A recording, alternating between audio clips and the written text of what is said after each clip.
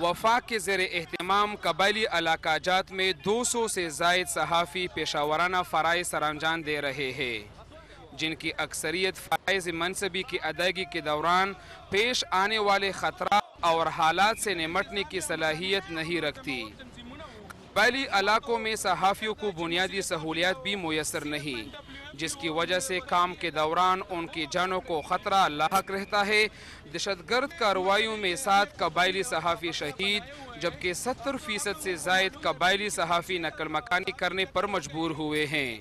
آزادی صحافت کے عالمی دن کے موقع پر قبائلی صحافیوں کے مسائل پر روشنی ڈالنے کے لیے منعقدہ ریلی سے خطاب کرتے ہوئے مختلف مقررین وفاقی حکومت سے مطالبہ کیا کہ وہ قبائلی صحافیوں کو تحفظ فراہم کرنے اور انہیں ملک کی دیگر حصوں کی طرح مساوی مراعات دلائے۔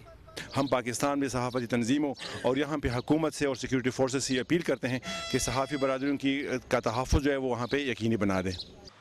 قبائلی علاقہ جات میں جاری شورش کا علاج بعض آئینی اصلاحات کے نفاذ اور یہاں کی عوام کو امور مملکت میں شریک کرنے کے علاوہ یہاں ترقیاتی سرگرمیوں کو فروغ دے کر بآسانی کیا جا سکتا ہے۔ صحافی بھی قبائلی معاشرے کا حصہ ہے، جو ایک صدی پرانے نظام میں اصلاحات کے حامی ہے اور دہشت گردی کے خلاف جاری جنگ میں صف بستہ دکھائی دیتے ہیں۔ صحافیوں کو درپیش خطرات مد نظر رکھتے ہوئے حکومت کی خصوصی توجہ کی ضرورت ہے، جس میں ان کی پیشہ ورانہ استعداد میں اضافے کے لیے تربیت کے مواقع فراہم کیے جائے۔